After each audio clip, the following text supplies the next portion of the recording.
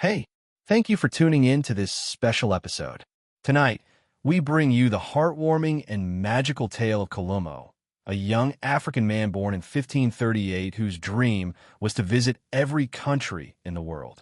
With nothing but a bamboo canoe and a soul full of wonder, he sails across oceans, discovering lands, cultures, and the deep truths of humanity.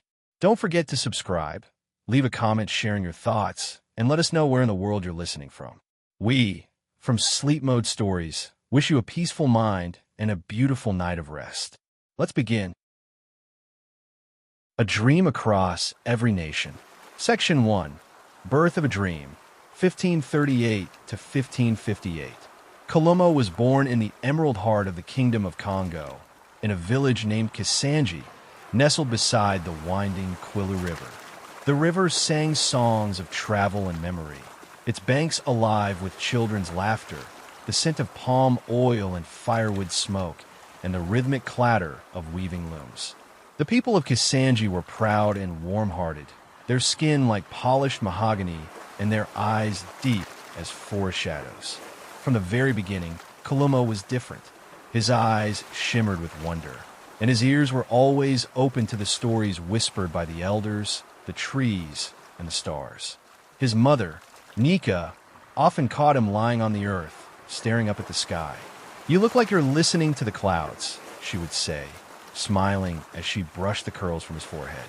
"Maybe they are talking to me." Kalumo would reply with the innocence of a child and the gravity of a prophet. His grandfather, Kintu, was the village storyteller. He spoke in a deep, melodic voice that echoed like a drumbeat. Kintu's tales were of great kings, celestial migrations, and travelers from distant lands who crossed deserts and oceans. Under the star-sprinkled sky, he would lean close to the fire and speak. "The world is not flat, little bird. It curves and winds like a serpent, hiding treasures in its belly. Those who are brave enough to ride its back will see wonders that even the sun cannot imagine." Kalumo clung to every word. He began carving small boats out of wood and floating them down the river, whispering blessings to each one as if sending parts of himself ahead into the unknown. By the time he reached 20, Kalumo had transformed his boyhood dream into a bold vision. Using long stalks of resilient bamboo, he crafted a canoe, a narrow, elegant vessel bound together with fiber ropes and sealed with tree resin. Its shape was that of a slender crescent moon, light and balanced.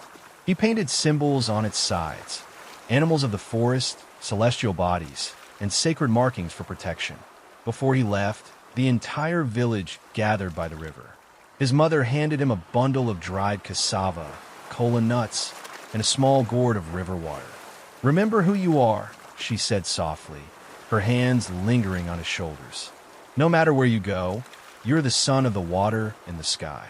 Kinta pressed a carved charm of a heron into Kalumo's hand. "This is for safe passage. And when you return, because you must, you will have stories no one has heard before." With a heart full of reverence and excitement, Kalumo stepped into his canoe. The people sang farewell songs, and as the first rays of morning lit the river in gold, he paddled westward. His journey had begun. Section 2. Isles of Iberia, 1558 to 1560. Weeks passed. Kalumo faced storms, hunger, and the eerie stillness of the open ocean. But he trusted the stars.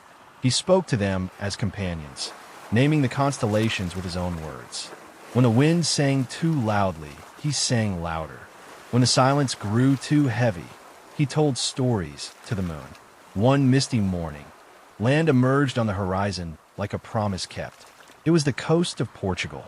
Lisbon, in all its stony grandeur, bustled with traders, beggars, nobles, and merchants. Ships lined the harbor like metal insects. Kalumo, in his bright cloth wrappings and with skin kissed deeply by the African sun, stepped onto the cobbled streets and was greeted with startled curiosity. Children ran up to him, pointing. Traders murmured in Portuguese. A priest, clothed in brown robes with a rope belt and sandals, approached cautiously. "Senor, você está perdido?" the man asked, blinking through spectacles. Kalumo bowed slightly, placing a hand over his heart. "My name is Kalumo. I come from the kingdom of Kongo. I travel the world." The priest smiled kindly and gestured to follow. His name was Brother Tomas, and he led Kalumo to a monastery on a hill, its bells tolling gently over the terracotta rooftops.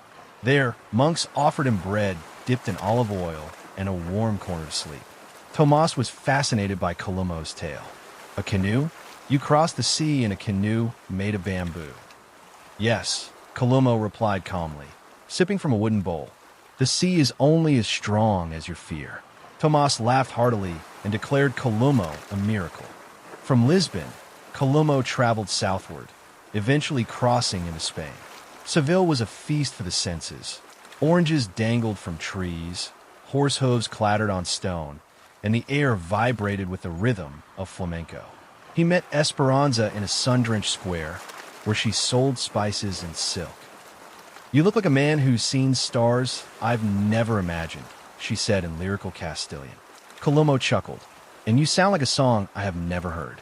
They became fast friends, sharing meals, laughter, and long conversations on rooftops.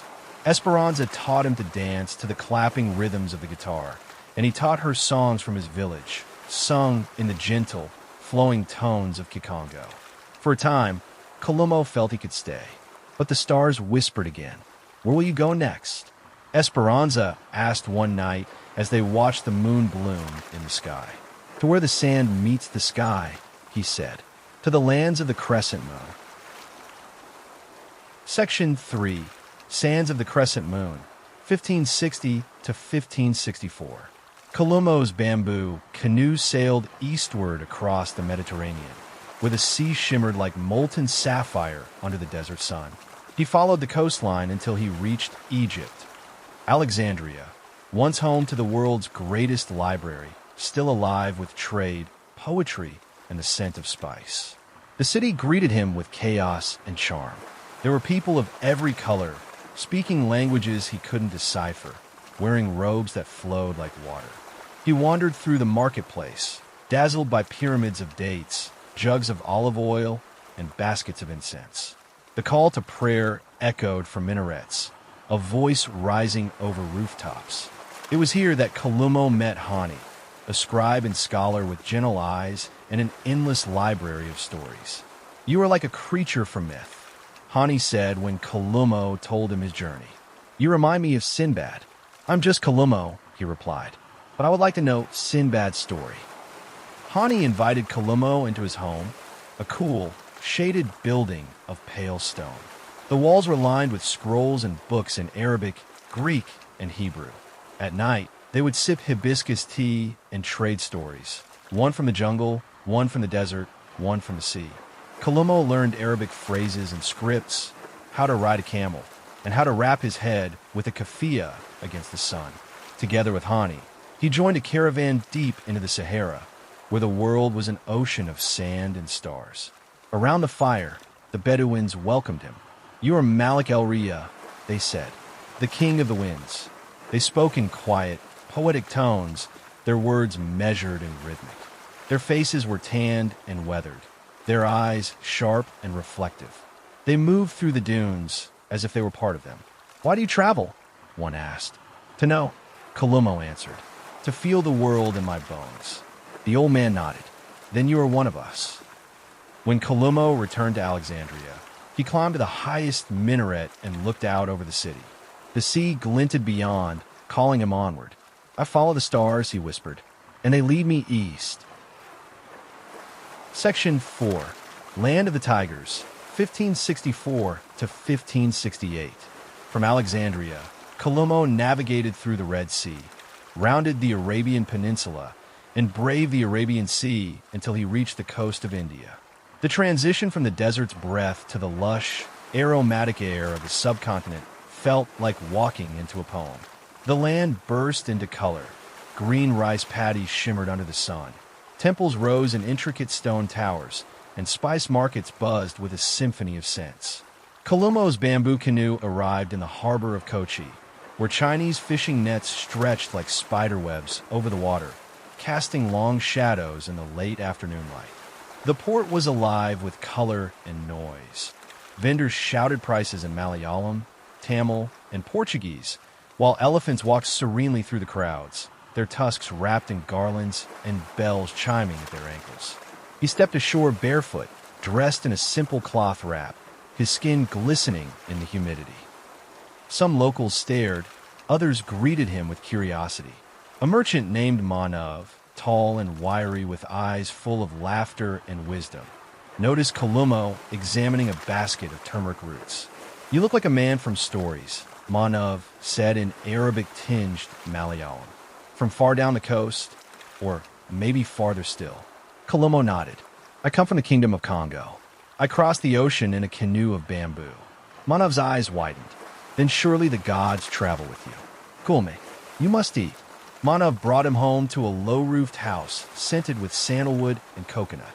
Kalumo was introduced to Manav's wife, Valley, and their 2 daughters. They shared a meal of dosa, lentil sambar, pickled mango, and coconut chutney. Kalumo learned to eat with his hands, savoring the tactile communion with food.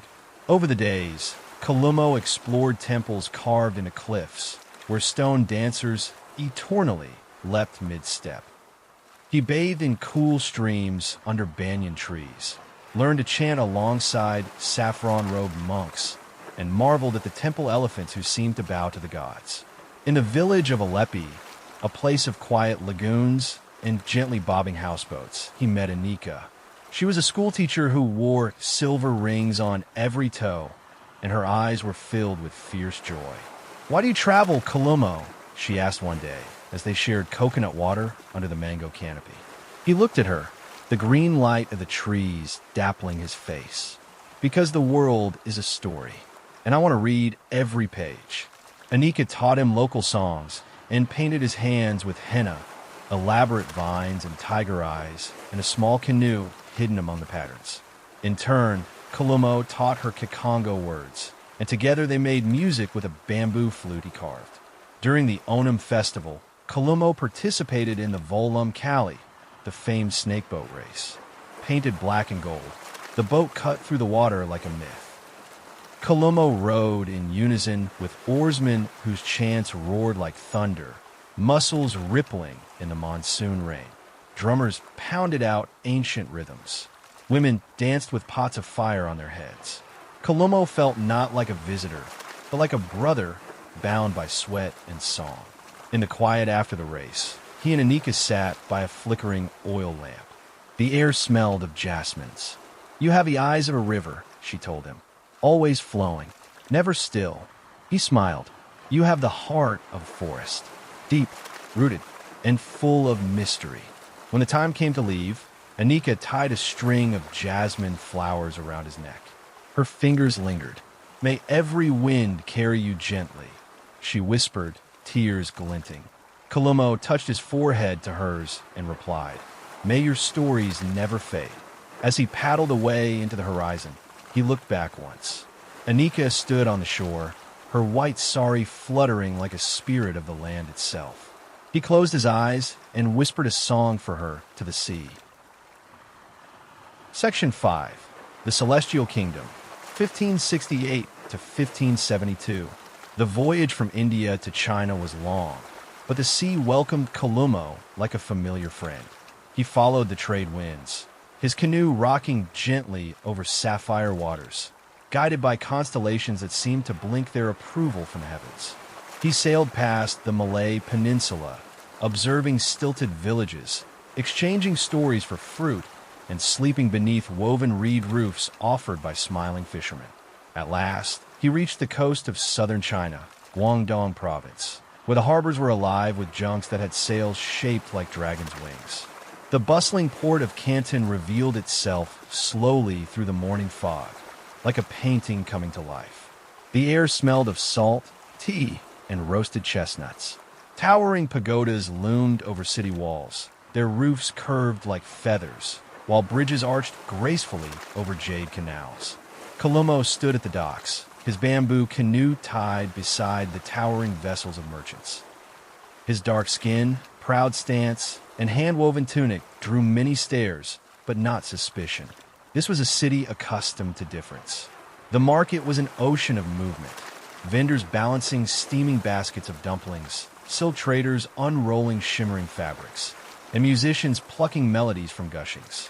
He wandered slowly, soaking in every scent and sound. Children darted past him laughing.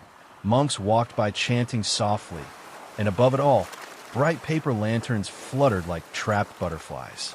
He reached for a delicate porcelain cup at a vendor's stall when a voice behind him said in musical Mandarin, "You have the hands of a sculptor."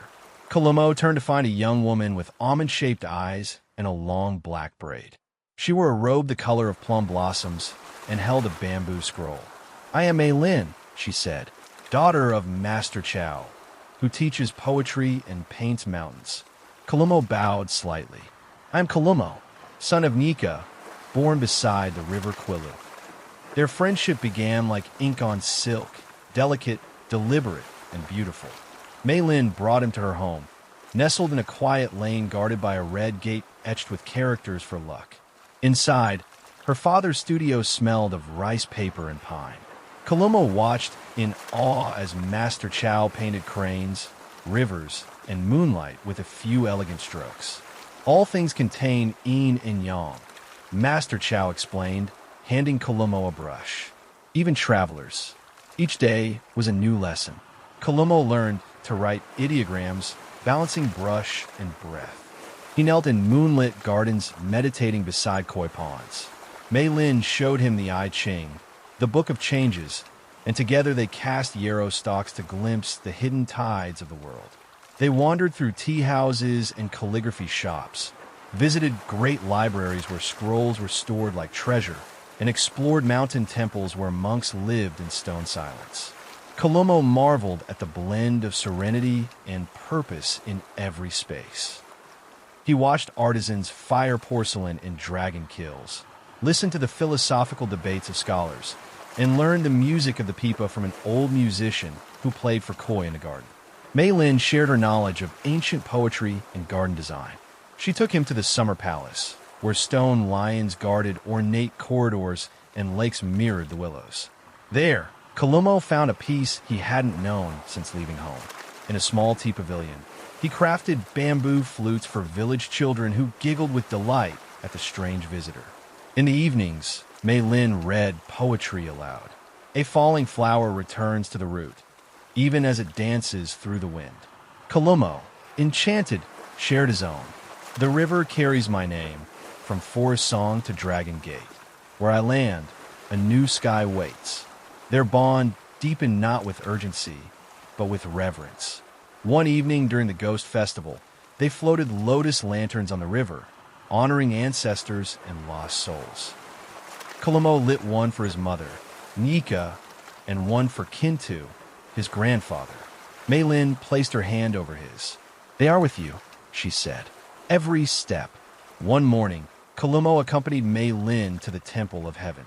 They wore white robes and walked silently under ginkgo trees, turning gold in the autumn wind. The temple, round and layered like a lotus blossom, stood as a prayer turned into stone. They burned incense, knelt, and offered wishes. "What did you pray for?" Mei Lin asked afterward. Kalumo looked up at the sky. To never stop learning, to meet the world with wonder. They lingered in silence as red leaves danced at their feet. Kalumo traced a fallen petal in the dirt. Mei Lin gently picked it up and pressed it into a book. Later, during the Lantern Festival, Mei Lin handed him a brush and a square of silk. "Write a wish," she said. He thought for a moment, then slowly wrote in Kongo, "May every step be light and every meeting kind." They tied the silk to a lantern and watched it float into the dark sky. Around them, the river glowed with reflections of hundreds of floating lights. Music swelled, laughter echoed over the water, and Kalumo felt a quiet joy bloom in his chest. Winter arrived softly. Snow fell like silent confetti over the tiled roofs of Canton. Mei Lin gifted Kalumo a cloak of thick blue wool and sewed a tiny bamboo symbol into the hem. "So you will remember the strength of your craft," she said. They walked the banks of the frozen Pearl River. their breath rising like ghosts. One day, she led him into a grove where wind chimes danced in the wind. "What will you do when your journey ends?" she asked. "It has no end," he replied. "Only circles." Maylin smiled. "Then let me be one of them." As winter thawed, they returned to the quiet courtyards where magnolia blossoms began to bud. Kalumo helped Master Chow complete a mural of a phoenix rising above waves. The three of them painted late into the evening, the sounds of the city hushed by their shared concentration. The night before his departure, the family prepared a feast. There was steamed fish, jasmine rice, mooncakes, and long strands of noodles for longevity. They sat around the low table in gratitude and soft laughter. Maylin sang him a lullaby her mother once sang, and Kalumo, moved, sang a lullaby from his own homeland in return. When spring came, cherry blossoms burst into color. Kalumo prepared to leave, the scrolls he had written carefully packed alongside gifts: silk, tea, a brush made from Maylin's own hair, and a hand-bound volume of their poetry. "Where will you go?" she asked as they stood beside his canoe. "To the islands where the sun first rises." She touched his cheek and whispered, "Wherever you walk, may the earth soften for your feet." He stepped into the canoe. As he drifted from the shore, Maylin stood with the sun behind her, her robe rippling like a sail, a lantern in her hand. He waved once, then turned to the horizon. The river carried him onward, his heart heavy, his soul bright. Section 6. The Isles of the Rising Sun, 1572 to 1575. Sailing northeast from China, Kalumo's bamboo canoe glided across the East China Sea toward the Japanese archipelago. The waters here were colder, the waves choppier, and the sky more temperamental. But Kalumo moved with the confidence of one who had trusted the stars too long to doubt them now. He arrived in the Kansai region, where Kyoto lay wrapped in mist, her ancient streets breathing in the silence of early dawn. Snowflakes danced in the wind, settling gently on the curved eaves of wooden houses. The smell of pine smoke and roasted chestnuts welcomed him as he tied his canoe at a small fishing village's pier. Unlike the cosmopolitan welcome he had received in Canton, Japan's initial reception was wary. His dark skin, foreign dress, and solitary canoe evoked caution. Villagers whispered and watched from behind bamboo screens. Kalumo remained still, letting the stillness of the land teach him patience. It was in the quiet of a moss-covered forest shrine that he met Hiroshi, a ronin, a masterless samurai. Hiroshi's weathered face and sharp eyes held the quiet weight of many battles.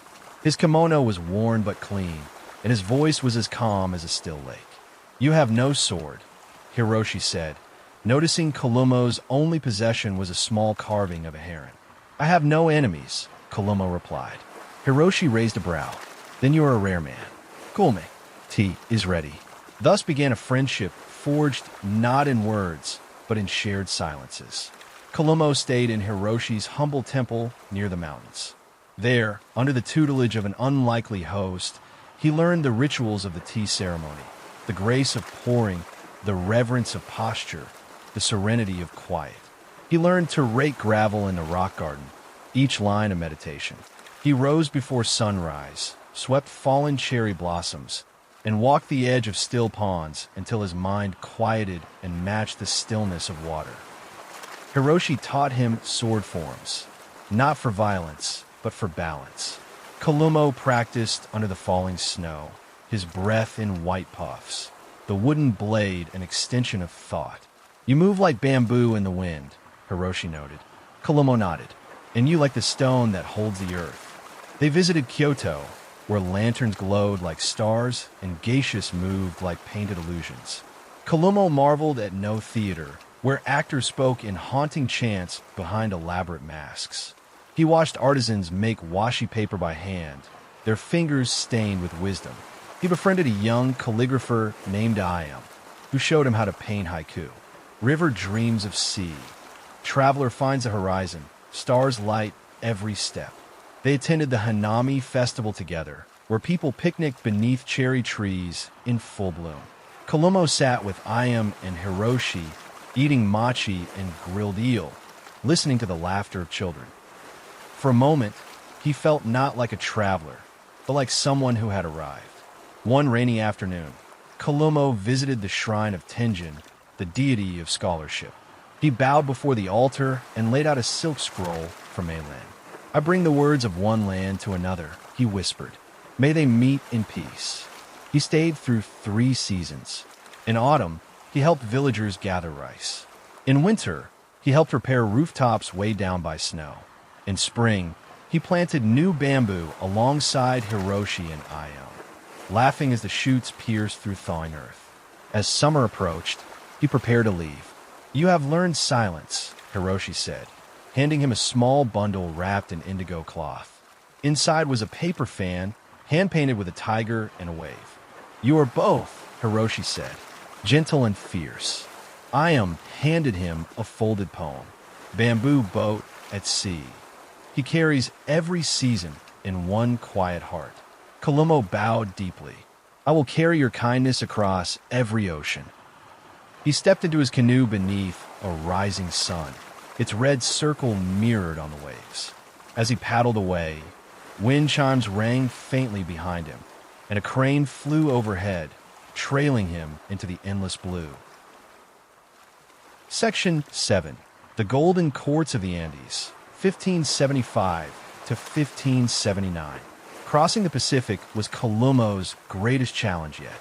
The journey spanned endless water, where the days blurred into one another and the stars became his only constants. At night, he whispered the names of those he loved to the moon, asking it to carry his voice across time. Weeks passed as he followed the winds and currents, guided by the flight of seabirds and the changing colors of the ocean. He stopped briefly on the islands of Polynesia, where fishermen welcomed him with roasted breadfruit and songs under moonlit skies. There, he learned the rhythms of the haka and the sacred chants to the sea god Tangaroa, and danced beside roaring fires, a shadow among shadows. But the voyage resumed, ever eastward. Eventually, he reached the western coast of South America, modern-day Peru, where the Andes rose like silent giants, their peaks clothed in snow and mystery. Kalumo arrived near a coastal village south of Lima, where the people spoke Quechua and wove stories into their cloth. He was taken to Cuzco, once the heart of the Inca Empire, which even in the grip of Spanish conquest still radiated a quiet magnificence. Stone walls stood firm, temples shimmered with ancestral gold hidden behind murals, and the spirits of the past walked alongside the living. Tupac, a young warrior poet with obsidian eyes and a smile like mountain wind, welcomed Kalumo. They spoke first through gestures, then shared words, and finally hearts. Kalumo marveled at Tupac's village, where terraced fields climbed the hills and llamas grazed like living clouds. "You come with the condor," Tupac said one morning. "Your wings are not feathered, but they have brought you far." Kalumo joined the people in daily rituals. He helped gather coca leaves and kneel before Pachamama, the Earth Mother. In sacred caves, he sat cross-legged with priests painted in red ochre, inhaling the smoke of sacred herbs, journeying into dreams where jaguars danced and stars wept tears of fire. He climbed to Machu Picchu with Tupac, and as they stood among the clouds, Kalumo felt the mountains speak in thunderous silence. "Do you hear them?" Tupac asked. Kalumo nodded. "They remember everything, even us." During Inti Raymi, the festival of the sun, Kalumo dressed in woven gold and danced in the great square. He stood beside flame-bearing youths and moon-cloaked elders. The drums beat like the heartbeat of the earth, and the songs echoed to the edge of heaven. Tupac gifted him a sling stone carved with a sun and a small flute carved from condor bone. "This is for when you forget the sound of your spirit. It will bring it back." Kalumo placed the gifts into his pouch, heavy with memories. "And this," he said, offering Tupac a strip of cloth from his mother's loom, "is from the place I began. A river called Quilu. May it flow here too." In his final days in the Andes, Kalumo sat with the elders, listening to stories older than empire. He tasted chicha, fermented maize beer, and learned the sacred geometry of the chicana, the Andean cross. All roads are sacred, an elder told him, even yours. As he prepared to leave, the village gathered. Children hung flowers from his canoe's edges. Tupac embraced him tightly. May the stars never tire of your eyes, he said, and may your feet always return to the mountain, Kalumo replied. With a silent bow to the great mountains, he drifted downriver, the wind carrying him once more into the unknown. Section 8. Forests of Turtle Spirits, 1579 to 1583. Kalumo sailed north along the western coast of the Americas, past towering cliffs and mist-shrouded forests. He listened to the sea whispering its secrets and the winds weaving new directions. His canoe found its way to the coast of what would become the northern reaches of Turtle Island, North America. He entered the lands of the Iroquois, whose confederation of nations stretched through thick forests, river valleys, and misty lakes. Their long houses rose from clearings like wooden canoes turned to the sky. Smoke coiled gently from their roofs, and every fire spoke in the tongue of memory. Kalumo's arrival stirred curiosity, but not alarm. He was brought before the clan mothers, the wise women of the land, and offered cornbread, berries, and fresh venison. One of the young women, Onasa, whose name meant my home, greeted him with a smile soft as spring rain. You walk with the pace of the trees, she told him. Slow, watching, listening. Kalumo nodded. Trees speak in every language. I listen where I can. He stayed through seasons. In summer, he helped plant the three sisters, corn, beans, and squash. In autumn, he joined the hunt, learning to track silently through golden-leaved groves. In winter, he sat with the elders, wrapped in furs, as they shared stories beside fires that flickered like stars. Onasa taught him the sacred dances.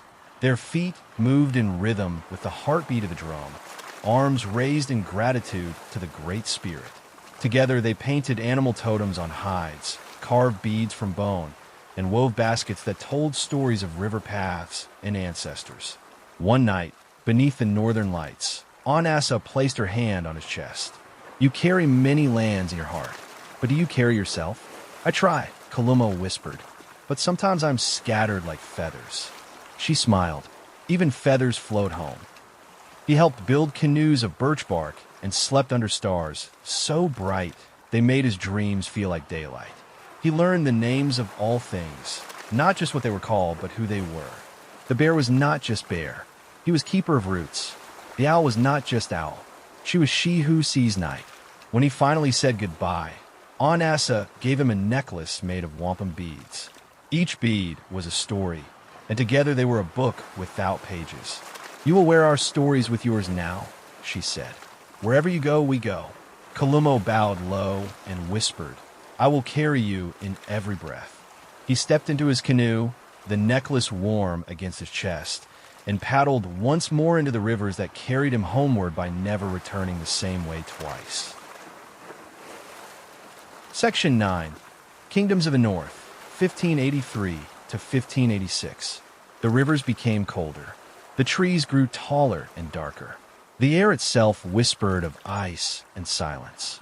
Kalumo had reached the lands of the north, the coasts of Scandinavia. He arrived in Norway, where the fjords sliced the land like ancient thunder, and snow-capped peaks leaned close to hear the sea. He wrapped himself in furs and learned to walk in snowshoes given to him by the Sami, the reindeer herders who moved with the wind and followed herds like shadows. In a fishing village along the coast, he met Astrid, a woman with hair the color of wheat and eyes like winter water. She was a fisher, skilled in nets and sails, and spoke with laughter curled around her words. You came from the sun, she teased. Do you not freeze here? I carry the fire within, Kalumo smiled. Together, they mended boats, watched the aurora dance above the mountains, and carved runes into driftwood. Kalumo learned the Old Norse chants, stood among the stone circles that watched the horizon, and drank honey wine beneath firs by roaring fires. In the deep of winter, he visited the far north. There, night lasted for weeks, and the stars shone like bone sparks. He sat in silence with Sami shamans, their faces painted in ash and antler dust, as they drummed rhythms that mimicked the universe's breath. "What do you seek?" a shaman asked. Kalumo, wrapped in deerskin, replied, "To become one with every sky." Spring returned, and with it the thaw. Astrid stood beside the water, braiding her hair. "The sea will take you again," she said, "but I will remember." Kalumo offered her a flute he had carved, painted with the symbols of every place he had visited. "Play this when you miss the wind," he told her. With a kiss to her brow, he stepped into his canoe, watching her grow smaller on the shore, a golden shape in a land of ice and wonder. Section 10. Return and the Final Horizon, 1586 to 1590. Years had passed. Kalumo's face now bore the lines of 10,000 miles. His hands had touched every continent, and his spirit had gathered the voices of every people. And now he returned. The Quilu River shimmered in the evening sun as Kalumo approached Kasanji, his home. The village had grown. Children now played where he once had, and smoke rose from new homes shaped by time. He stepped ashore, his canoe now painted in every color of the lands he had seen. The villagers gathered wide-eyed. Nika, older but radiant, stepped forward. "My son," she whispered, tears in her eyes. Kalumo bowed and pressed his forehead to hers. "I have come home." He built a hut near the river's bend and began to teach. Children gathered to hear tales of sun festivals and moon dances, of mountains that sang and oceans that listened. Elders wept to hear of lands beyond imagining. And every night, Kalumo lit a fire and spoke to the stars. "You are not just Kalumo," said a child one night. "You are the canoe that dreams." As he grew older, Kalumo walked slower, but his voice remained strong. When the time came, he gathered the village by the river. "My journey is not ending," he said. "It is only changing. Now I will sail the sky." They laid him in his canoe, now wrapped in cloths of every land. Flowers, feathers, beads, and charms covered him like a blanket of love. As the sun rose, they pushed the canoe into the river. The current took him gently. The people watched until he was no more than a shimmer on the water. Above, a heron flew, circling once before gliding into the dawn.